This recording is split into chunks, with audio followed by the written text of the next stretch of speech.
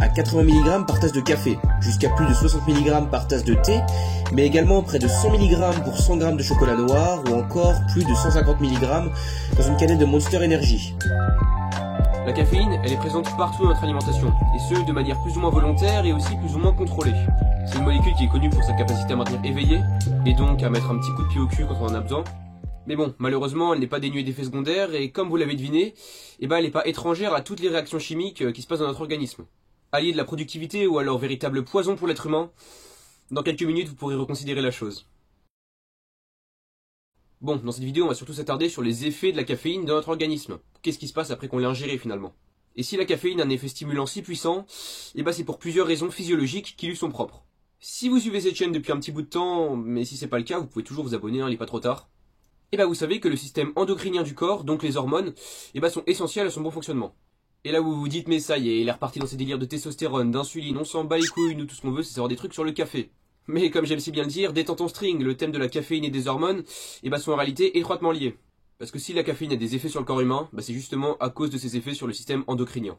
Bon, on commence avec la première capacité de la caféine, qui est la plus connue, et celle en général pour laquelle on la consomme. Et cette capacité logique, c'est celle de te faire péter le feu à 4h du mat alors que normalement tu devrais aller te coucher depuis longtemps. Parce qu'en fait la caféine elle va pas vraiment réagir au niveau des hormones, mais plutôt au niveau des récepteurs de ces hormones.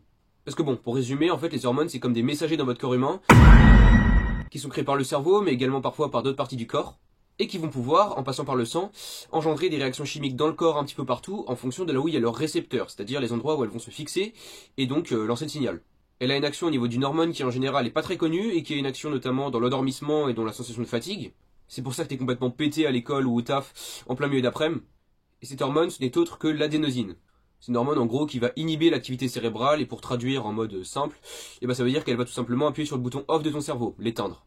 Bon, pas l'éteindre complètement sinon tu crèves, mais t'as compris l'idée. Et quand tu consommes de la caféine, ces récepteurs de l'adénosine vont être pleins de caféine, c'est-à-dire qu'ils vont être saturés, donc l'adénosine ne pourra plus se fixer à ses récepteurs. Le cerveau donc il tourne à fond, il est plus endormi, et l'adénosine, elle peut aller se faire foutre.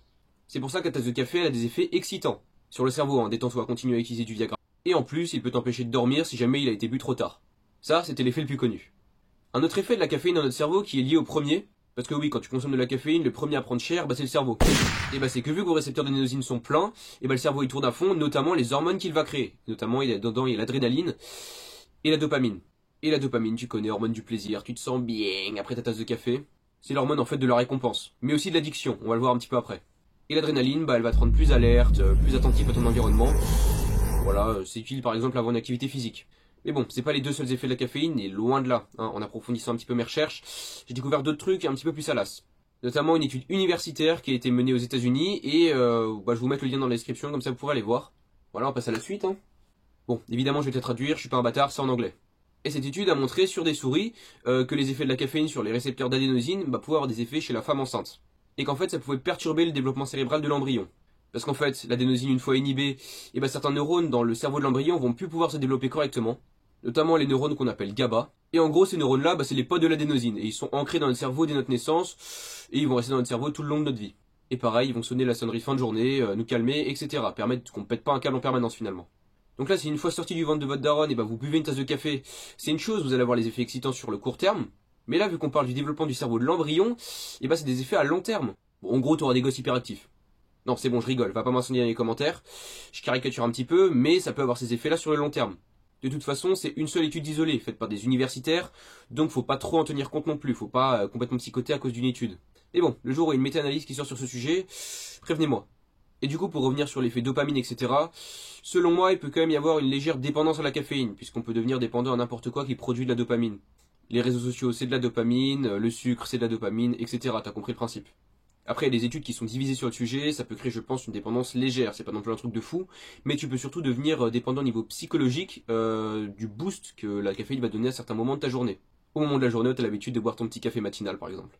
Bon, c'est pas tout ça, mais on va quand même parler un petit peu sur le plan sportif, parce que c'est quand même le thème principal de la chaîne. Et je pense qu'on peut tirer des trucs qu'on a vu juste avant, quelques conclusions intéressantes sur le rôle de la caféine dans l'activité sportive. Tout d'abord, faut savoir que pour se booster avant l'entraînement, comme on l'a vu, la caféine c'est vachement efficace. Elle te rend plus alerte à cause de la production d'adrénaline qui est conséquence de l'inhibition des récepteurs d'adénosine. Et en plus, la résistance au café, c'est-à-dire le fait de s'accoutumer et donc de ne plus sentir les effets, ça existe pas trop. Donc là tu vas me dire c'est génial, je vais prendre du café à chaque fois que je fais du sport, c'est super. Mais je pense personnellement que c'est pas une super idée de boire systématiquement du café ou un truc avec de la caféine dedans avant une séance d'entraînement. Et ça notamment parce que imagine un jour t'as pas ton café et que t'es super habitué à l'avoir, tu vas faire une séance de merde. Tu t'en tireras donc dépendant de cette caféine pour pouvoir faire tes séances, t'as plus de trucs avec la caféine chez toi, t'as pas envie de t'entraîner. Et si tu t'entraînes par exemple à 19h, boire un café noir bien serré, c'est peut-être pas la meilleure idée du monde quelques heures avant de te coucher. Parce que les effets de la caféine, ça dure plusieurs heures. Mais sinon en termes de timing, il paraît qu'il faudrait plutôt consommer la caféine environ 15 à 30 minutes avant l'effort, puisque c'est son temps d'absorption par le corps finalement. Donc hop, juste avant l'échauffement, un petit coup de caféine, de temps en temps, ça peut servir si jamais t'es dans un mauvais jour par exemple. Et comme ça, vous pouvez tous avater dans votre sport respectif.